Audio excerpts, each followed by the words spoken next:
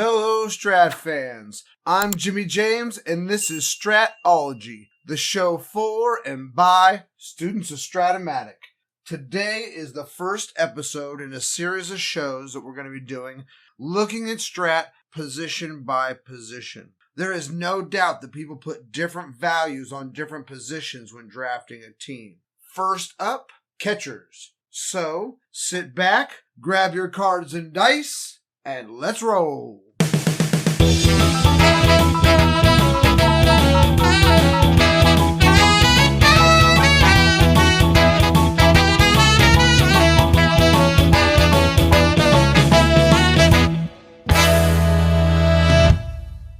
Sir Strat of the roundtable. Okay, we are here on Sir Strat of the Roundtable. I am here with Sir Tony and Sir Dave.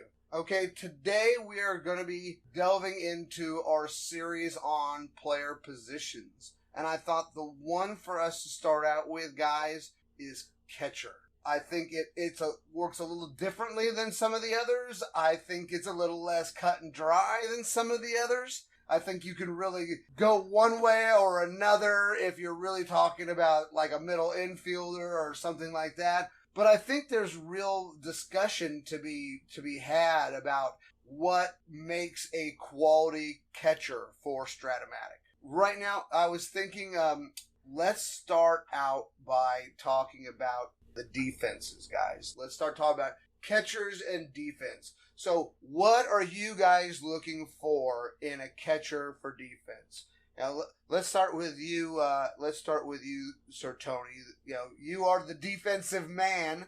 So, what are you really looking for in the defense from your catcher? Thank you, Sir James. I'm actually looking for, first on I start a new series. I scan the deck and I rank every position by defense, including catcher. So I look at all the ones, look at the salary to those guys, right, to see how much I really want to spend on a good defensive catcher. I'm real big on the old adage of being strong up the middle. So as we start to go around the positions, we'll get more into that. But sticking to catcher, I'm looking for a minus arm, preferably a -3 for a starting catcher, sometime a -4, at least a -2. And then again, what I want to spend and what the salary cap is and how relevant I want to make that position. One thing I'm not really paying much attention to is offense. If that makes sense. So I'm not really I want a guy. I've learned over the years that I have to balance the defense with the offense. So I got to also look at offense with the defensive rating. But I'm clearly looking for a starting catcher that's a 1 with a strong minus arm, because if I can get the right pitchers and then you add in the minus arm, I throw out a lot of guys, right? So to me, that's very big, and it all goes into that overall philosophy. One thing I like to do then next is I like to scout my backup catcher. So if I'm going to spend $4.5 million on a catcher, or $5 million on a catcher, I'm in a 12-team league right now with Pudge Rodriguez as my starting catcher. He's a 1, he's a -4, he's like an E2 or an E3. I'm not all bent on the ERA rating, but I do realize that a lot of those 1s and minus arms do have pretty good ERA ratings. Like, I haven't really seen one that's like an E20. You know, everything's kind of like with the good defense, it all kind of goes relative with the arm, you know, the range, the arm, and of course, you know, the E rating. But then I'll look at the backup catchers. If I'm going to spend that on an everyday catcher, then I'll look at a backup catcher that's a minus arm, probably minimum salary, 0.75, or if I can fit a guy that's a little over $1 million. I think the 2 catchers I have right now in one league are Benito Santiago. He's a -3, and I have Bob Boone that's a 1 and a -2. Bob Boone's about $1 million.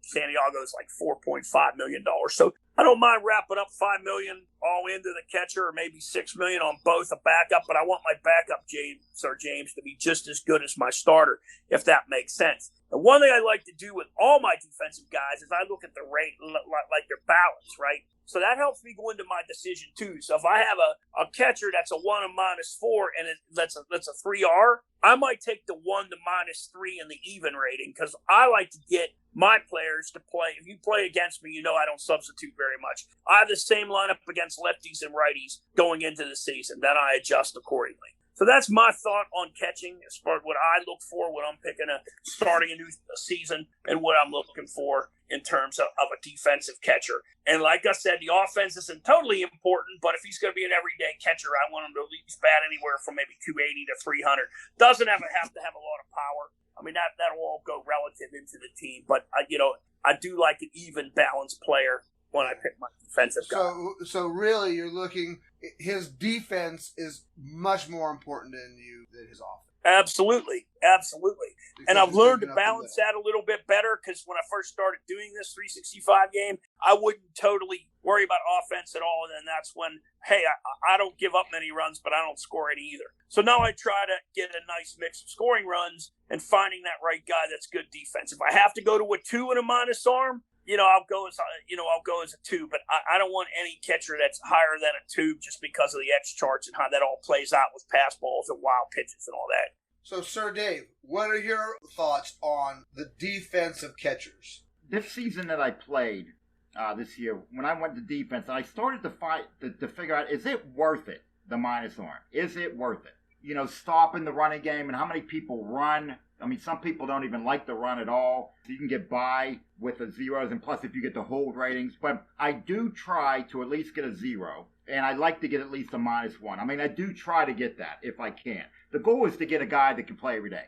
That's definitely the goal. I mean, that'd be perfect if you can get a guy that can play every day. I don't really go crazy over, like a Mike Piazza. Would I play him at catcher? Probably not. Because that, even though he's a +2 and you can control it with maybe hold ratings, I don't want to limit my pitchers that I have to take. Okay, this pitcher's good, but his hold rating isn't good, so it's going to make it worse. So I do try to do that. I don't go crazy over it, and I think I'm as years go on, I'm going less and less worried about the running game. But if there's one thing, I do go to the running game. That's first. It sounds like I'm contradicting myself, but like as compared to the E rating or the fielding rating, I don't even pay attention to that. I mean, not really. I mean, if he's a 3 or 4, I don't give a rat's ass. I know he's going to get more pass balls and wild pitches, but I can deal with that, especially if he's worth hitting. If he's worth it with hitting. One of the things I do look at though is a T rating, which I think can be underrated because though if you got that high T rating, I think it's a 1, 2, or 3 roll. You got a 15% chance of getting the T rating. Then you go to the T rating. If he gets like a 1 to 15, he's on third base. So when you see stolen base in air, that ball went into center field. That's because of the T rating. So I do look at that. I don't want a high one at all. And and the same with the pass ball. You want that maybe a little bit lower too. But I would say overall, my goal is to get one play every day. This is not the first position I go to on offense or when I'm doing my lineup and stuff. I kind of see what's out there and see what fits. But I will put it this way. If I say I got a -2 catcher as I'm building my team, and then all of a sudden I don't get enough salary and this guy's salary is too much, I'll be like, you know what? I'll cut down my catcher. And if I got a platoon, I'll platoon.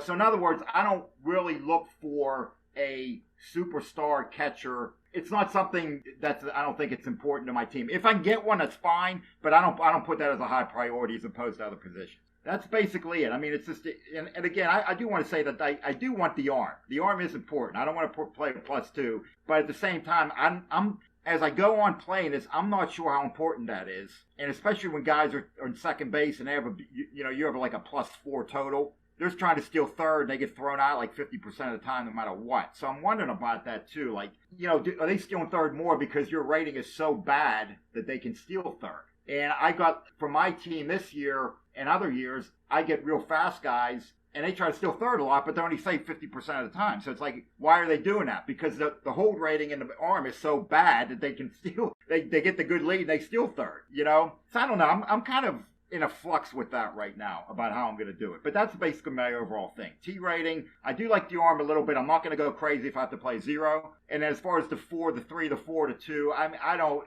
yes, you would like a 1 or a 2, but if it's not, I'm fine with it. And E rating too, I'm not too crazy. I don't go crazy over that. But I'd like to have it single digits, but I don't go crazy over that. So that's my on the catching defense for me. For me, I kind of follow a little bit along the path that you're taking there, Dave. It used to be something for me that was very important, especially the throwing arm. But I think that over time it has lessened for me what the defense is. I mean, I would want to go like Tony before. I want a 1 and I want a -3 arm all the time. And if you're playing in a league, I think you're paying a premium for defense at catcher. I think you pay a lot for that. I mean, it's the same type of thing. If I'm playing in a league, I'm never going to, especially a set price league, I'm never going to have, unless maybe it's Piazza, I'm never going to have a catcher as my DH because, dude, some of that price has to be in what is catching. Part of it has to be, so his hitting is going to be less than that value. And if I'm only going to use him as a hitter, why am I doing that? I kind of go a little bit along the lines that you have gone, Dave. It was something that was very important to me, and I think that it has lessened in importance to me. And I think with this next question I have for you guys, and I think we'll start out with you, Sir Dave, on this one. And you brought up another area of it, but I was really thinking of the three main areas as range, errors, and throwing arm. And where do you fit all three of those in the hierarchy? What is it? What are you looking for first, and what are you willing to live with? For me, it would still be arm would be first out of those three. Second would be E rating, and third would be the fielding rating. And again, I'm going to throw in the T rating, which I think is a little bit underrated. Because if you do have a high one, you're going to notice that stolen base error in going to third base. That's going to be a factor in my decision as well. But it's still throwing arm. But yeah, I'm like you. I'm not going crazy over it like I used to do. Having said that, and by the way, my backup is kind of the same. It may be platoon, but if I have an everyday catcher, my backup is probably going to be defensively. It depends on the team. But again, I don't go crazy over this position. But having said that, though, I think that it's important to kind of read your league a little bit if you've been in the league over and over again. How many people run? Sometimes you go on your team stats, this guy's run is 10 of 12 all year long. He's not running. I run. I like to run. And another thing would be I do believe though when if I'm a fast team, if someone does have a -3 catcher and say a -1 hold, he's a -4 total or something, or -5, that really does shut down your run again. It really does. Is it worth it? That's the key right there. So that's what you battle with, I guess. I really like that fourth thing. I hadn't thought about that throwing on arrow. Yeah, the T rating. That T rating. That is a good point to bring up. Myself, so, Tony?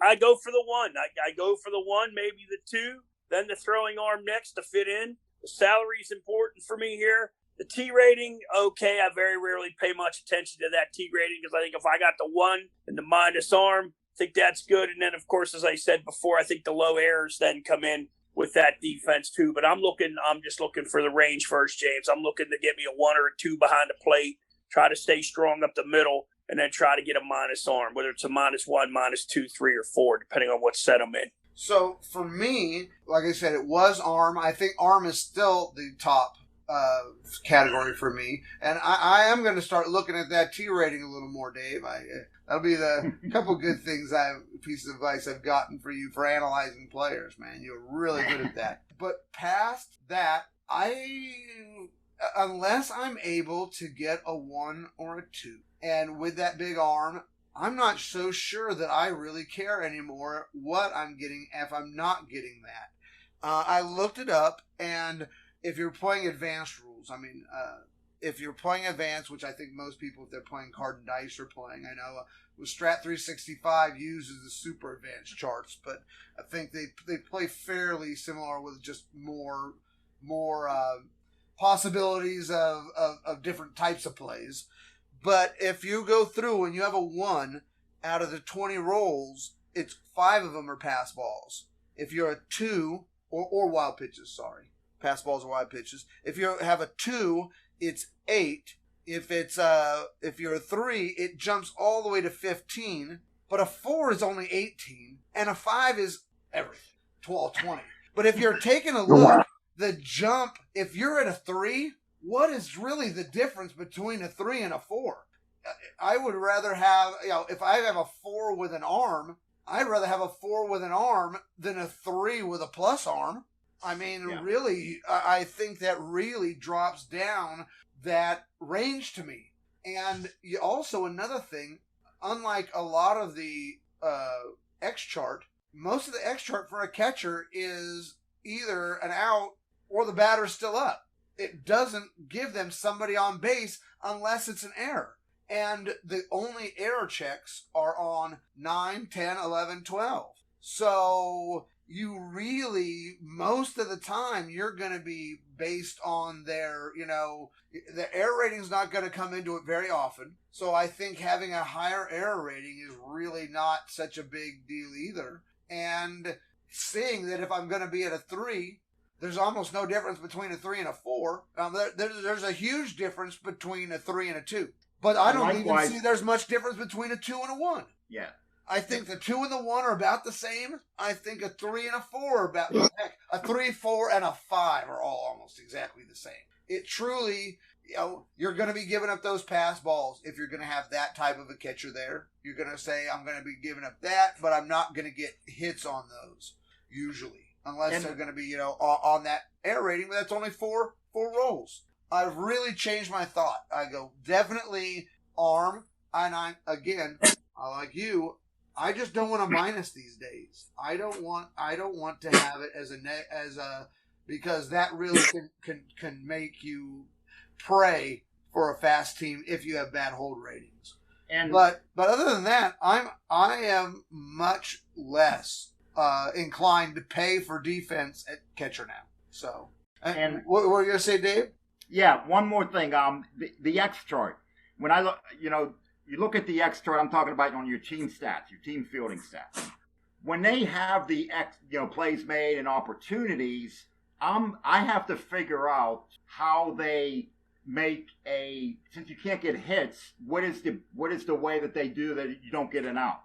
Like for instance, I'm just going through my head. Ernie Witt was 40 for 54. Now he hasn't made 14 errors. He's only made 3 or 4 or whatever. So is it the pass ball? How do they calculate that? And I have to find that out. And if anyone listening knows, please comment, because I'm not sure how they do that. So definitely. Okay, so we will be back right after these messages.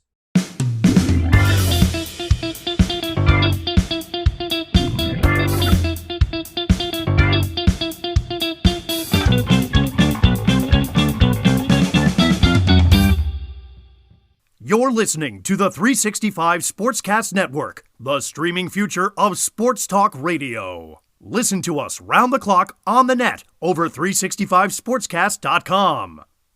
On your phone with the 365 Sportscast app, and on your favorite smart speaker by enabling the 365 Sportscast skill and saying, "Play 365 Sports."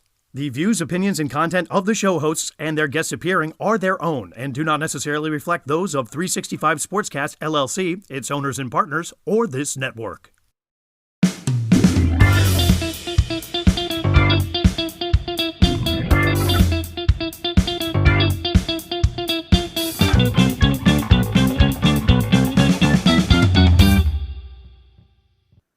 Sir Strat of the Round Table. We are back. I am here again with Sir Tony and Sir Dave. We are going to keep talking about catchers. Let's start with you, Sir Dave. How is defense versus offense for you for catchers? Does it make a difference? I think I would put it, I would, if it was a percentage, I would go 60-40 defense. I would like to have, all things being equal, I would take the defensive guy over the hitting guy. But at the same time, as I said before, on the defense, I'm starting to change my thoughts on that and getting that more offensive catcher. And again, I'm not talking about a Piazza type. I'm just talking about somebody who's better offensively. And maybe it'd be a 0 or a +1 or something like, maybe I can do that and have these catchers that can hit. I would go more defense over offense, but I mean, it's 60-40. So offense, I'm going to look, whatever, on base percentage is a big thing, I think, for catchers, because you're not going to have too many power hitting catchers, although you can get the guys that hit 230 and are good power, they hit your 15 home runs a year. So something like that. And again, they're not going to be the big cog in my machine of hitting. But at the same time, I don't want them to be, you're going to have a dead spot in your lineup. You're always going to have a dead spot. Where is it going to be? Sometimes it's going to be catcher or shortstop, something like that, So maybe sometimes this is my dead spot. And it's like, okay, I'm just going to get a guy who hits 230, hits 15 homers, and, plays decent defense, So Right. that's about it for me. Sounds good. Sir Tony, how offense versus defense? Well, as we talked about earlier in the first segment, I'm a defensive kind of guy, right? One thing I've learned to do is trying to balance it because I like to play the same lineup every day. So if I get a guy that's a 1R, a 2R, and even, I'll look at that into my overall, do I take this guy or not? Because my first thing I do, as I said earlier, I categorize it by defense. I put him 1, 2, 3, 4, 5 down the line. Then I look at salary, then I look at batting average, right? I'm not so much interested in power out of this position. I'm very interested in singles, doubles, on base percentage.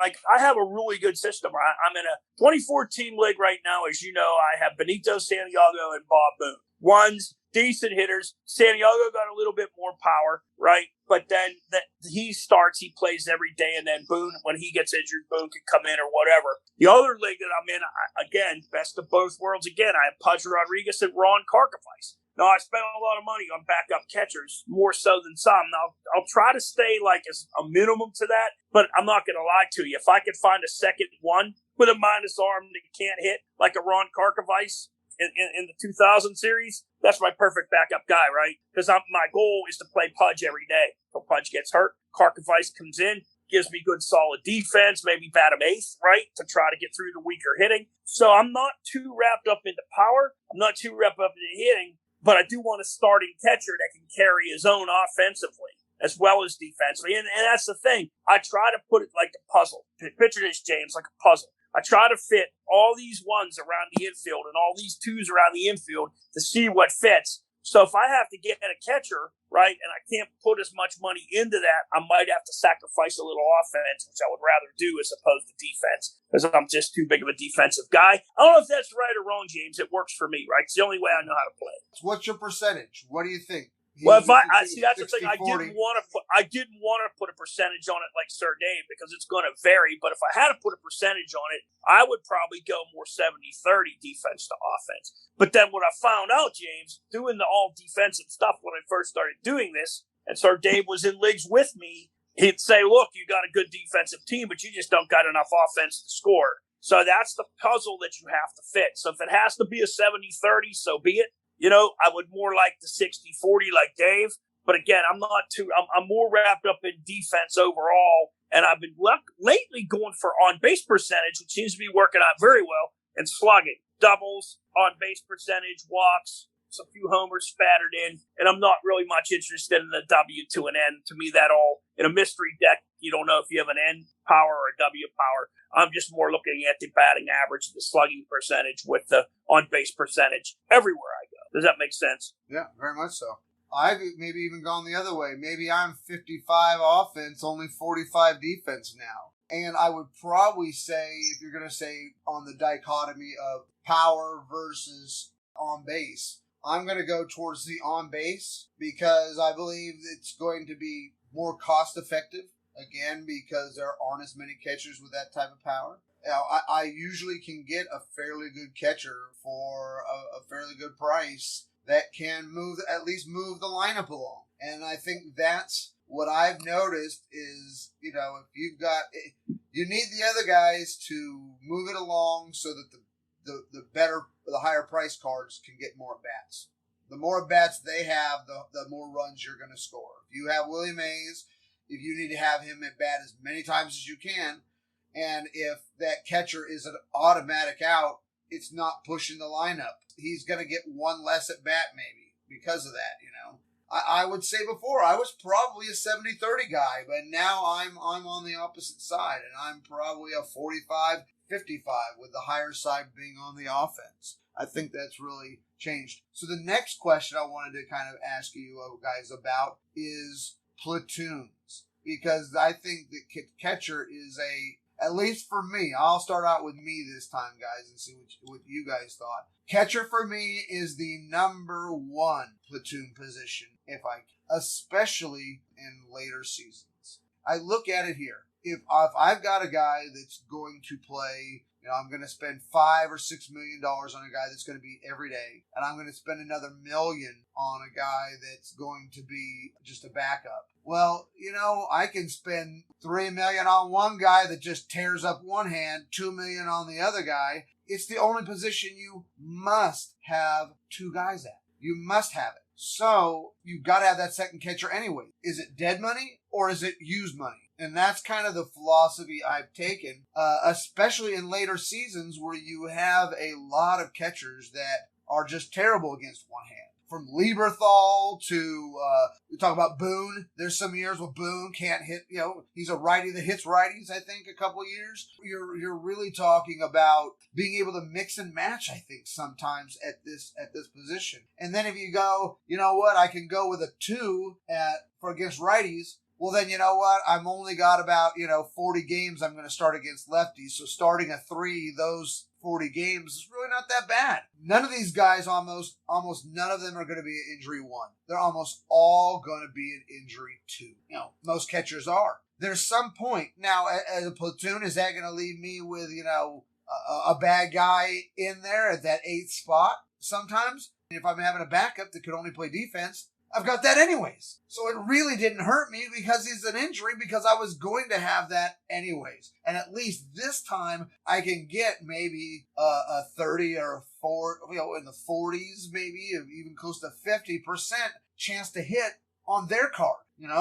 So those can translate very easily into, high 300 on base percentages, maybe on both hands. Or, maybe you have one hand that you get the on base and the other hand you got the power, depending on where your lineup's kind of shooken out. I got a lot of guys that can hit one hand and just don't have the power for the other hand. Well, maybe I can speak. I've done that with Ernie Witt before. I've had Ernie Witt as a right-handed. I didn't have enough power right-handed, so I had Ernie Witt, and then I had catcher left-handed, Nicosia or something like that, that's more on base, doesn't hit a lot of home runs, that did lefty, but I have plenty of homers lefty, so why spend that money there? And then I could bring that guy in at the end of the game to play for Witt, because he's, just average defense. So I've now used both of those spots, and I've gotten something out of both of those spots, rather than not getting 10 games of no hitting from $1 million catcher. What do you guys think, Sir Tony?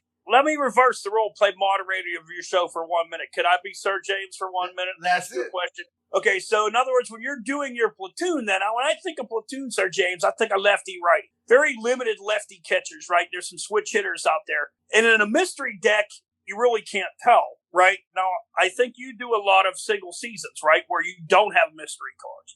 So I think there's a little bit more reveal there. But when you're doing, you agree or disagree that when you're doing that mystery deck, is that a little tougher to find that platoon, because there's very limited left-handed catchers as opposed to right-handed catchers, and there are a few switch hitters. So please, I didn't mean to be the moderator, Sir James, but I wanted to ask it's fine. Question. It's fine. So let's take a look at the one that we're in. I have Sosha. He's batting against righties. And I have Laudner batting against lefties. And I've got the year where he doesn't have a lot of power, but he's got an amazing on-base percentage. So I've got a good year for Sosa. So Sosa's crushing righties. And I've got Laudner, which is, about a 40% chance to be on base with a single or a walk. And that's in a mystery set. But I know all 5 years, Sosa's better against righties. 4 out of the 5 years, Laudner's better against lefties. And the 1 year that he's not, it's the year where you could play him and really have some value for a guy who's under $1 million. So well, you seem like you hit it right there. You seem like you hit it good, but because you had some depth there from the left side. So now to answer your question from my behalf is I'm not a platoon guy, period. So like, as I said, I'm going to look more, give me that good defensive catcher that can play every day, that's an even balance, right? 1 R and L or 2 R, 2 L and an even. Give me that guy, and then the rest of that will all fall into place, in my opinion. So I see your point. It's a very point well taken that you have to have 2 catchers, so you might as well utilize that money in that respect. It's just something that I don't really like to platoon anyway. So when I go into a season, I'm going in to get 8 guys in a position that can can play every day. So I'm not going to try to draft, guys that are heavy lefty or guys that are heavy righty. I'm going to hover around even, and then the rest of that will fall into its place. So I don't like to do the platoon part at catcher. I'm anxious to hear what Dave has to say about that. But I will, like I said, if I fall into one, James, like you just fell into one with Laudner and Scotia, that makes a lot of sense, right? He's a left-handed hitter, Laudner's a right-handed hitter, so that fell into play. But I mean, as far as me going out and drafting that, I don't look at the hand that when I draft, so I'm not really looking. Everybody's focused. I'm focused on even keel guys that can play every day. So just in case I get that 15-game injury at catcher, I have a guy that can play every day. Like I can survive with a Ron Karkovice, even though he can't hit for 15 days. Put him in the right position, bottoms, whatever you got to do to survive for 15 days. So that's my theory on the platoon to catcher. I mean, I'd rather have that even balanced guy that if he has to play every day, I have that right there just in case of an injury or late in the ball game or something, extra innings. So there you go. Dave, thoughts on that? Sir Dave? Well, I think the first thing is, catchers are, for me, down the list as far as when I'm putting my lineup in and drafting players, so I'm going to try to get my backup. I'd like to get somebody to play every day. But if I do have a backup, and I see what you're saying, James, like that Laudner Socia is a great platoon. The guy in our league, Robert, he has Lavalier and Pena. That's a perfect platoon. And you drafted him, so you didn't even fall ass back with him. Yeah, so that's, if you can get that perfect platoon, the thing that I do worry about is when, most catchers do have that 2 injury. Except for if you get like a Santiago, I think he has a lot of like ones and stuff like that. If you get too much balance, then you have that, if you say you have your guy gets hurt, then you have the lefty and then you can't hit anything. But again, you said if he's good defensively, you got that anyway. So what's the difference? You have an automatic out. And it's not going to have too much factor on it because of how many games someone's going to get injured, or if he's the lefty-righty, the righty's not going to play as much. So the platoon, I again, if I have to, I will. I'd rather have it play every day. But again, this part of my lineup is kind of down the way. You know what I mean? If I have it, I'll try to get the perfect one. And then once I go over my salary cap, I'll come back and go, okay, you know what? I can't have this perfect one. So that's the thing I'll adjust. So yeah, I like to play it every day. If I have to have a platoon, I'll do it. I try to have them even if possible. And sometimes I do try also to get somebody who can run a little bit. Like a Santiago is actually an asterisk. John Wathan, Wathan can't field, but Santiago is pretty valuable in it. And maybe make sure they're not a 1-8, maybe a 1-10, a 1-11. That can help a little. Well, may I interject something, too, a little strategy that I learned. We talked a little bit about, in podcasts past about draft strategy and how you line that up. One thing I've been doing lately is putting my starting catcher in my top 3 in the slots, because it is usually a guy like a Pudge Rodriguez or a Santiago. But then I'll take that backup guy and literally put him in the top 10 or right outside at 11 or 12. And that's been working. That's how I've been able to get those ones like a Karkovice and now I'm sacrificing other places, James, but that's how I value that catching position. Everybody values that. Like Dave said, he really doesn't value that position, but I will not hesitate to put my catcher in the top 3 slots in an auto draft and then put my backup either 10, 11, or 12. And that's been very successful because a lot of these guys, they put a Ron Karkovice as a starting catcher or whatever, lower value catcher that's a 1 with a good arm. Thoughts on that? I mean, I know that it's that wasting some draft capital. I mean, I don't know, but it works for me. That's the beauty of the game. Well, we have totally different strategies. It's the beauty of the game and how you want to. You think it's the most important way to win. So that's right. One of the things for me, I think, is mystery leagues are a little different because, like you said, mystery. There's some guys that can hit one year and they hit better against the other that other year. You have to take a look at the set. Some sets don't have a good guys that match up like I have right now. But I also think in older sets, it's a little bit better to do your strategy than mine. I think the catcher spot, especially if you're taking a look at like in that 1960s set, man, I love to get Batty, or Howard. Somebody like that does have good D, but has that offense that can kind of go with it. Because, back then it was more of a power position. Bench, even in the 70s with Fisk and Carter and things like that, where I think in the more modern, you are definitely seeing to where there's more platoons. Especially when I'm playing in like the 2019 or the 2020 set, I'm always going with platoon. If I'm going 1960, I'm definitely getting a guy that I'm going to get it every day. But if I'm doing the 90s or the 2000s, I'm looking for a platoon instantaneously because, like you said, if I want to get one of those guys at catcher in the 1960s, I've got to put it in my first 5 picks if I'm going to want those guys. In fact, I might have to put it, if I want one of those elite guys, I might have to put it in 1 or 2 in one of my or 3 picks, or even 3. I in that 60s, I mean, you probably have missed out on the top 5 catchers maybe at that level. They went pretty dang fast. Then in the 1980s, where it was Sosha and Laudner, I was able to pick up Sosha like in round 13, and I was able to pick up Laudner in round 21. So I was able to get guys in those other positions. I didn't have to waste the draft spot on a catcher, and I still ended up with a catcher. Okay, guys, thank you so much for being here today. Thank you, Sir Dave. Thank you, Sir Tony. Thank you, James. Thanks for having us. Yeah. Okay. Bye, guys. Have a great day. Thank you, James. You too. Always a pleasure.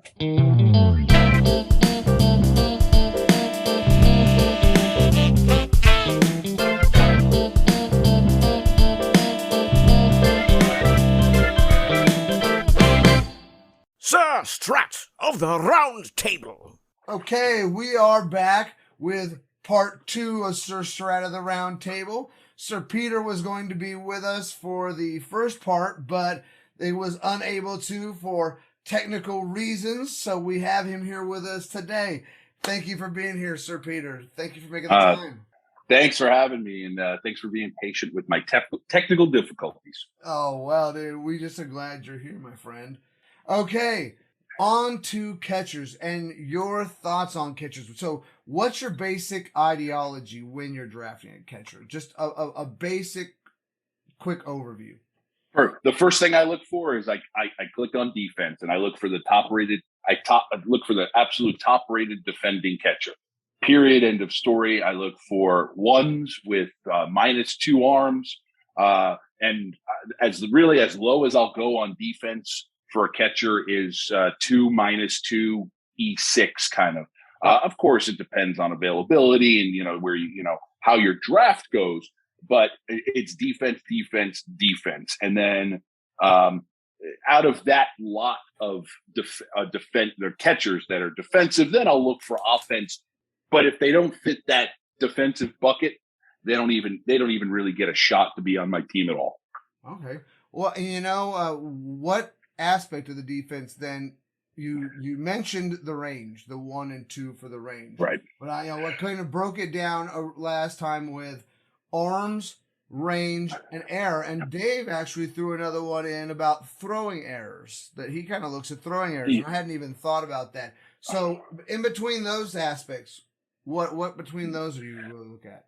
Well, this is, I guess, a cheap answer, but it's a combination. But specifically, I look for arm strength, arm rating, because a good arm, even on a catcher that if I can't get a catcher with range in a 1 or 2 just because of who's available, the type of set, and he's just a dud offensively, I will definitely. It's all about arm, and a good arm will stop runners. Catchers will make errors, and catchers especially with their range. But if they have a good arm, and I'm talking -2, -3 arms, they will stop a team from running on you. And especially in some sets, for example, the 80 sets that we're in now, there's a lot of players that, the Gary Pettises of the world, they walk, they steal second, they steal third, ground ball, you're down 1-0. That -3 arm, that -2 arm will prevent that from happening. It'll keep you in ball games longer. So it's arm rating for me is number one. So if you had a guy, he's a 1+1, or you have a 4 -1, what do you take? Yeah, and again, that's where it comes in. I'm taking the 1+1 because it will work out, come out the wash. I wouldn't even look at a 4, honestly. The only way I would ever look at a 4, period, is if I had nobody left. And sometimes when it comes to backups, a lot of the times I'll look for, but again, if you're not a 1 or 2, Currently, I do have a 3 on one of my rosters, and it's simply because he's there for offense and offense only. But my number 1 catcher is a 2-2. So if he's a 4, I will always take the 1, obviously, +1, and I'll deal with that arm. Yeah, 4s don't make it on my roster. You know, one of the things that that I noticed while I was looking it up is that if you take a look at the ratings from a 1 to a 2, you have 5 chances for the pass ball wild pitch, or you have with a 1, 8 with a 2. You jump all the way to 15 with a 3. Yeah. But dude, it's only going to 18 with a 4, and it's only going to 20 with a 5. So I kind of see it now is, other than that 1 and 2, if I'm going to be at a 3 with a arm, minus arm, I'm not so sure that there's a big difference now between a 3 and a 4. And I'm like, if I'm already going to be at a 3, maybe I just go with a 4. Exactly. And I think, so you've heard me talk about, obviously auto drafts is really the primary drafting for 365 is what I do most. So I will put my backup catcher a lot higher than I would.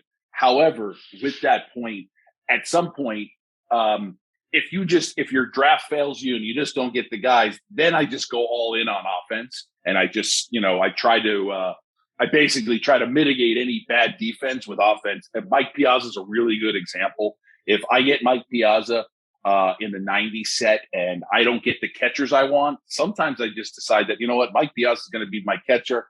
The other team can run all over, but Mike Piazza is going to hit 40 home runs for me and he's going to drive in 120 runs for me. So it'll help out with that. But one of the things I will say for catchers, I always do whenever I start my draft, the very first thing I draft is my backup catcher. It depends on how high I put him, because a backup catcher is worth his weight in gold, because a catcher, no matter who he is getting hurt. And if you don't have somebody who can get in there and just catch the ball and throw people out, then you're going to be in bad shape. And then also, if you have that backup catcher with the good arm and the good range, then you can have a guy like Mike Piazza. And in some of those clutch situations, or some of those tight late inning situations, you can sub him out, and you obviously infinitely increase your defensive rating all across the field. What would you say the percentage that you're looking for? How much offense, how much defense? 45% offense, 60 defense. What do you think your goal for the catcher is? 75 defense, 25 offense. I think kind of the guy who is if you take a look at my guy that I'll go to a lot is Tony Pena in the 80 set. Tony Pena is a fantastic offensive catcher, but he doesn't hit for a lot of power. He will hit you 270 if you hit him on the right card and you hit him in the right park. He can hit the low 300s for you, but he's going to probably slug at best 400. But he gets on base steadily, and he'll move guys over. But honestly, I don't expect a lot. What I do with my catchers a lot, I will look now when it comes to offense and catchers, I will look at bunting ratings, hit and run ratings, because a lot of the times I like to have those guys in the bottom of the order, and I have them on very aggressive hit and run, very aggressive bunting, and I utilize them in that range. And I'll build my lineup around basically that 6, 7, 8 range. We're almost build a little second lineup where I'll have a couple of guys who can get on base ahead of them, and I can have my catcher. I have currently right now I have Benedict as one of my catchers in an 80s league, and he's a pretty good hit and run, pretty good bunter, and he moves a lot of people over for the top of the order coming up. And I ended up putting across a lot of runs with my catcher, just bunting people over and letting the top of the order hit some singles. But yeah, 75, 25 is definitely defense to offense for me for catcher. And then it sounds like it's really more on base versus power too. Absolutely. And I look at, I love on base. I take a look at, my favorite catcher in any Strat-O-Matic set period is Jason Kendall in the 90 set. He's perfect. He doesn't have a great arm, but if I'm not mistaken, I think he's a 2.0 E6 is about that. He can steal bases. Even his year in which he has the terrible injury rating, it's still a 320 year. And he can, if you have the right backup catcher, he's a perfect guy. Gets on base a lot, doesn't hit for a lot of power, but he's always on base. He can move things around. He can hit and run. He can bunt, and he can actually steal bases. So, definitely on base is always a key for me. I'm not much of a power guy when I build my lineups anyway. Any offense I get out of my catcher, personally, I look at as a bonus. Mm-hmm. Cool. Now, funny thing is, you're even higher percentage for defense than Tony, which Tony's 70-30, Dave was 60-40, and I'm on the other side now. I'm 55-45. I'm plus arm, but you know what? I took a look at, you can only get errors on 4 numbers. I mean, it's only 9, 10, 11, and 12. You can get an error. So error rating is not that big of a deal. You almost don't hit it. And then if you're looking at the fact that what's the difference between 5 and 8? Nothing. What's the difference between 15 and 18? Nothing.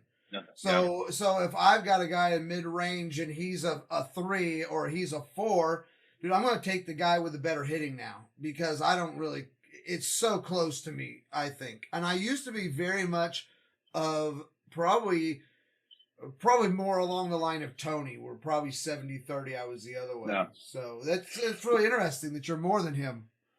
Yeah, and I've tried it a couple different ways. Just recently, I tried to go offense. I got stuck in a draft. I didn't get the guys I like, and I really went. I'm trying. I think it was Gino Petrelli. I think that might have been the catcher, and it was just, and he was supposed to be lights out against righties, and he just wasn't hitting his card. He just wasn't hitting. And I was looking, I couldn't figure out why I was letting up all these runs. And I dug into some of these games, and people were just stealing second and third on me all day. And they were just sack flying me to death and bunting me to death. I changed him. I basically gave up any offense that he may have given me. And I sort of turned my season around.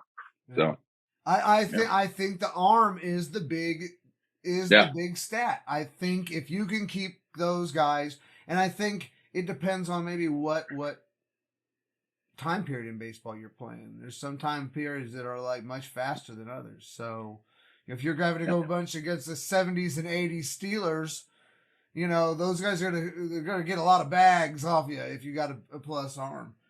Exactly. Yeah. So what's your thought about platoon at catcher? And let me tell you a little bit. So I love it there because my thought is it's the only position you have to get 2 guys at.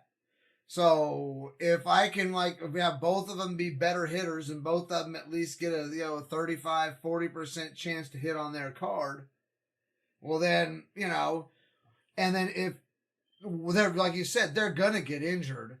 But then if they're gonna get the days that they're injured, well, dude, if I had a $1 million backup, they weren't gonna hit anyways. Yeah. So again, it depends. And it depends for me. So currently, right now, I have in 2 of my 5 current leagues that I'm in, I have platoons. And it all depends on how your draft pans out. I never plan on a platoon.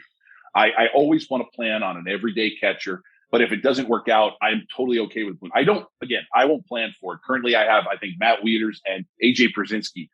The only issue I have in a 2000s league, the only issue I have is, especially if you platoon pinch hit them, and it turns out that one is a weaker defensively, and they end up swapping. So there are going to be some times later in games where you're going to have the wrong guy in there, and then they can, especially somebody who's a very good strategist. If I'm going against you or Sir Charles, and you guys are very good strategists. You can see that platoon coming, and you may end up with, may put another lefty specialist in there, and you basically may counteract my platoon late in the game when I'll need that hit the most. But I like platoons, especially if for larger salary caps, all-time greats. it allows you to get the best out of both worlds. I have Matt Wieters currently right now. He's hitting 400 because he's never going to face a righty, and he's just murdering lefty.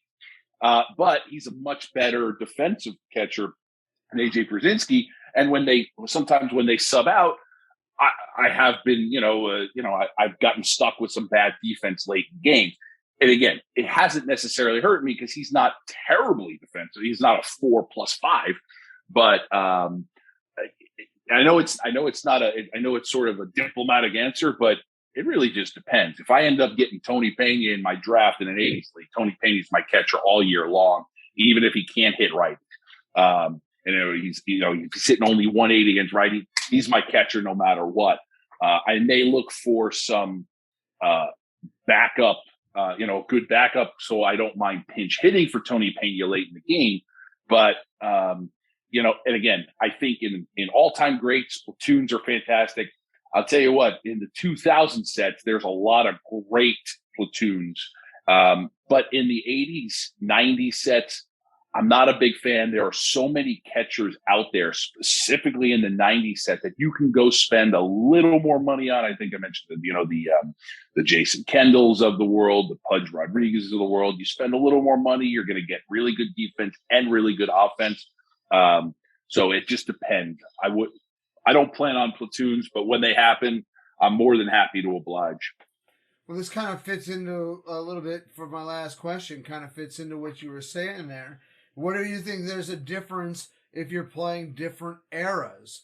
If you're playing back, let's say pre mid 70s, you still have Fisk and Carter, but from then on, you don't have huge power numbers, things like that for catchers. So is there a difference for the way you play it for either the style of catcher or whether you do platoons or not? Yeah, absolutely. I think all-time greats, 60s and let's start with the mystery set. 60s and 70s, make sure their defense is solid defense. Because it's like that old, 60s, 70s, and actually even 80s.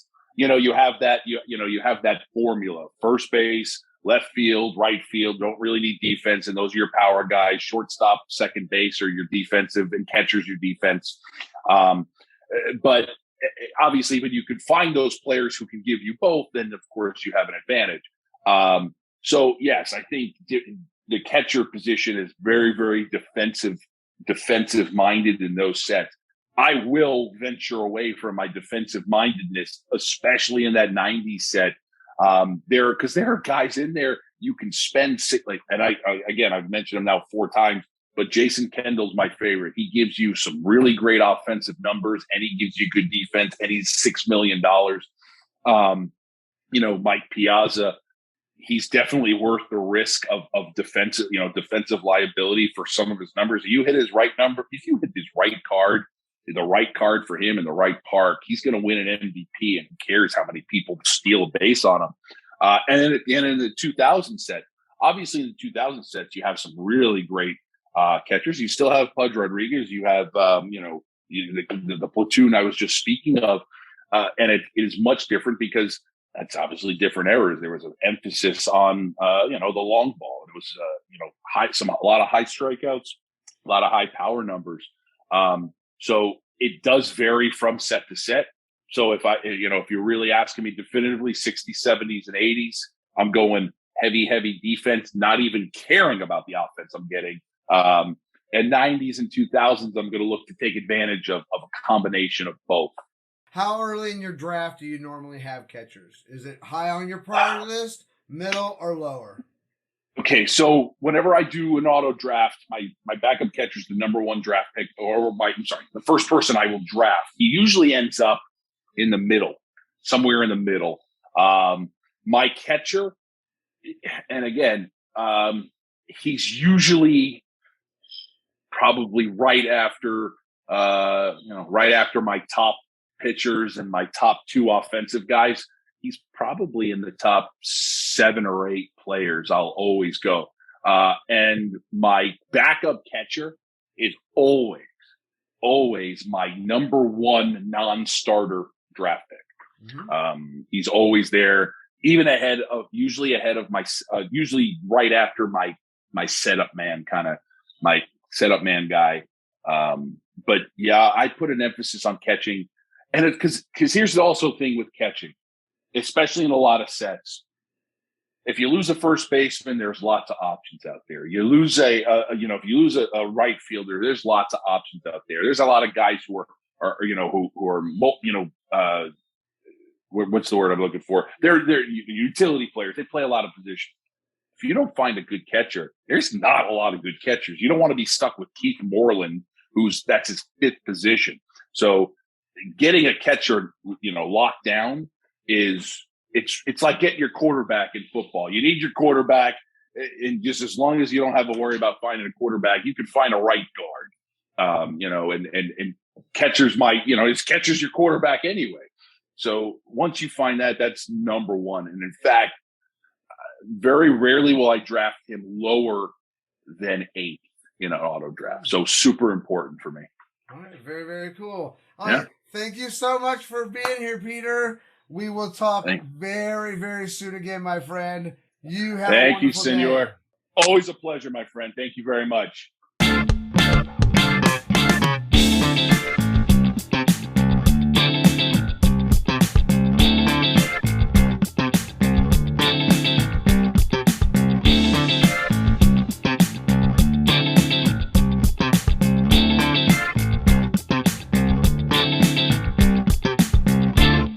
Thank you to our regular cast of characters: Andrew Burkham, Joaquin Lewis III, Carolyn Snyder, Jimmy Dees, and of course, the music man Jeff Teczon.